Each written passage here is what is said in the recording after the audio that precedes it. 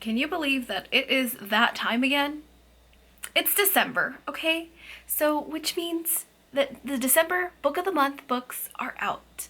We're going to talk about the December Book of the Month books, whether you should choose them or whether you should skip it for this month.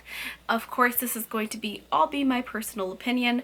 I will post down below the original person that made this trend. Feel free to join me along for this ride, and let's get started.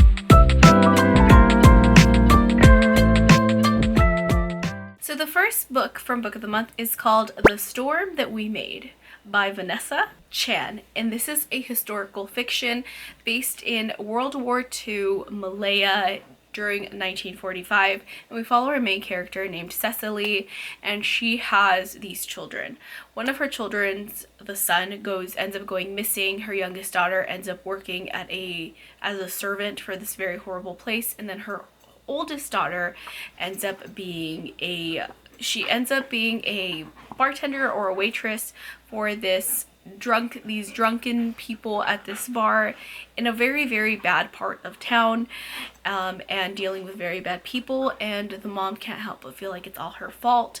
And we go back and forth in the timeline from when Cecilia was younger, and we see all the decisions that led up into this point, and we see why she ends up blaming herself for her children ending up in all these horrible situations, and we just go back and forth in this non-linear timeline.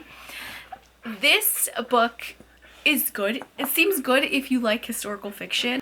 I'm personally not a historical fiction fan, but if you like historical fiction, I feel like this might be a good one for you. So for me, it's going to be a skip, but let me know if you guys plan on getting this one or skipping this month. Now let's move on to the next one. The next book is a fantasy book, and it is called The Kingdom of Sweets by Erika Johansen. So in this series, this is basically a retelling of the Nutcracker, and we follow two sisters. We follow Natasha, and I believe her name is Clara? Yes, we follow Natasha and Clara, and basically their godfather, Drosselmeyer or something like that, he favors Clara because she grows up to be very beautiful, and he always lavishes her with gifts and all this, and Natasha ends up becoming very envious at everything that Clara gets because she has this picture perfect life, and Natasha's just kind of left behind. And then one day the godfather ends up giving Clara the opportunity to visit the land of sweets, and in this land of sweets there's this very powerful person named the Sugar Plum Fairy that Natasha actually ends up finding as well, and she discovers that the Sugar Plum Fairy has some sort of agenda for her and Clara, and it goes from there. It looks really interesting. This was actually going to be my pick until I looked at the reviews, and it has like a 3.67 on Goodreads, so that to me is like, I'm a little hesitant on it now because it has such a low rating, even though this book isn't already out, but the people that have gotten the art copy aren't seeming to really enjoy it as much as I was hoping, because the synopsis itself seems very interesting. I mean, a retelling of the Nutcracker. Perfect for this season, but the reviews aren't getting the hype that I guess I expected from it. So because of this, I'm going to have to say skip, even though originally this was going to be my pick for this month. So the next book that we're going to talk about is called A Winter in New York by Josie Silver, and this is a romance. This one I'm excited for actually, because I'm actually reading one of this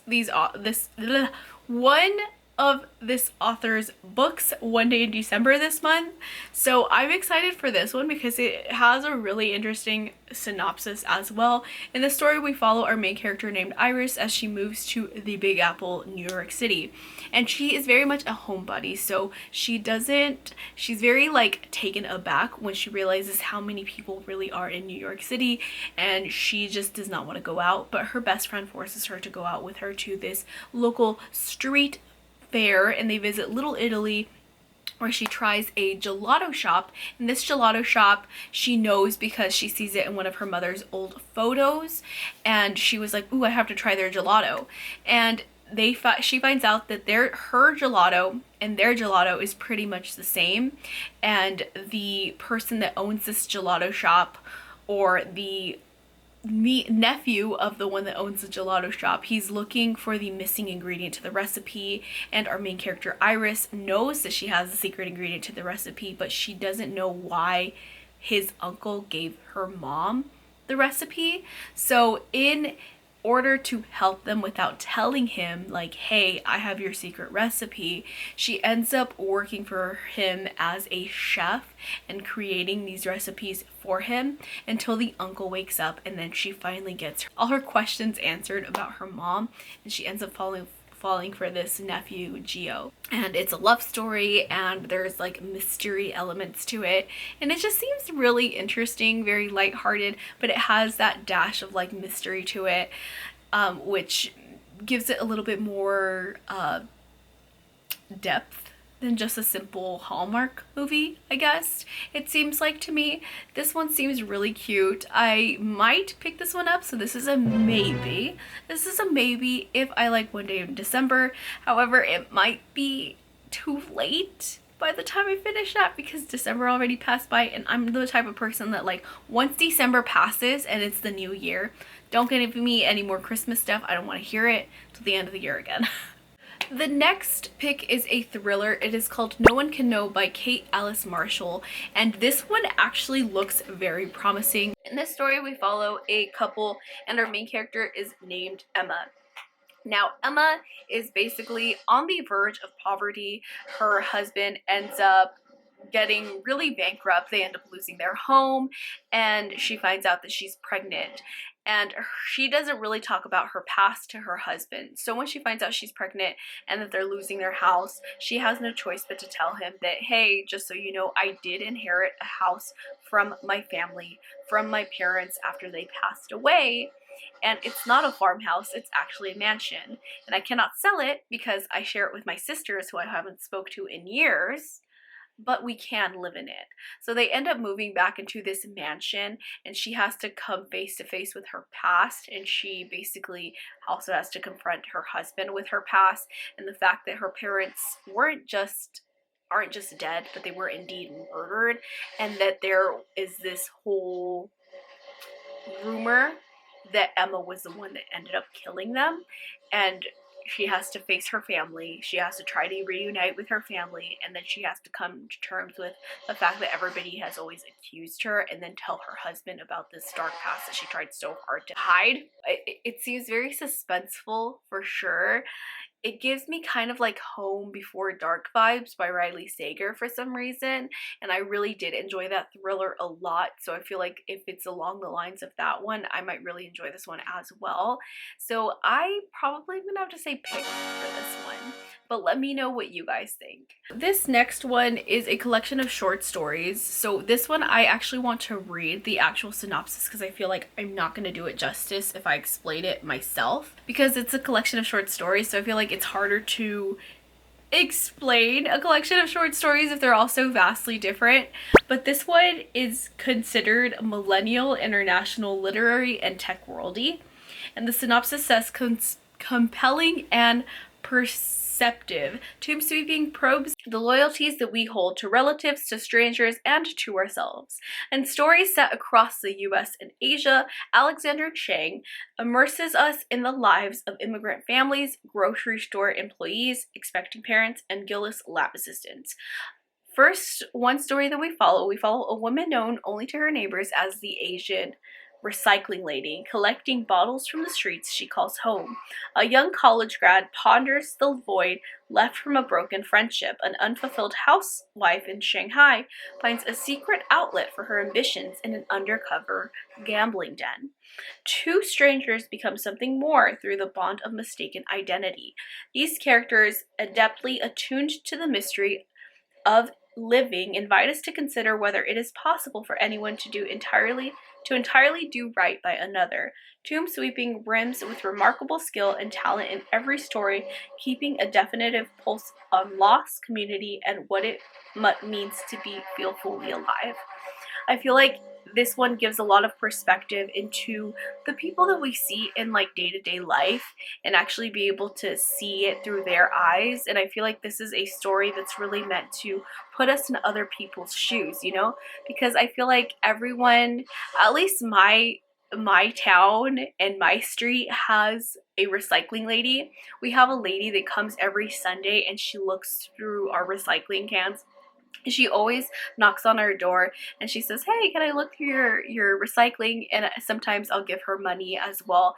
And it's so nice to be able to see their lives, because I'm always curious about what happened to her, what led her to this point. And I feel like it can really help people have empathy and sympathy for others, which I feel like is very lacking in this world. So this one I'm probably going to have to say pick as well, just because I often do get curious by the people that I see every single day in my day-to-day life, including my very own recycling lady that we have here. So I feel like that's going to really help me see things from other people's perspective and just teach me more empathy and sympathy. So that is that one, you guys. That is it for the book of the month choices. Let me tell you guys what has been the spotlight titles for this month, and let me tell you guys the new and recent add-ons. So the spotlight titles for this month is What Lies in the Woods by Kate Alice Marshall. It's another thriller by this author. The Maid by Nita Prose. The Second Chance Year by Melissa Weisner.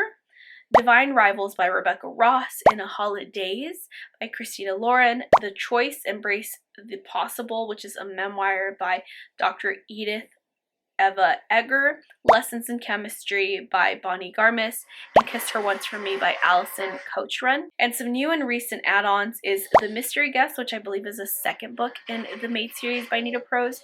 The Gentleman's Gambit by Evie Dunmore. Gwen and Art Are Not in Love by Lex Croucher. That one seems really fun. The Frozen River by Ariel Lawhen. The Other Mothers by Catherine Faulkner. 5 Years From Now by Paige Toon. Alice, Sadie, and Celine by Sarah Blakely Cartwright. Check and Mate by Allie Hazelwood. The Second Chance Year by Melissa Weiner. And The Future by Naomi Alderman. And The Fragile Threads of Power by V.E. Schwab.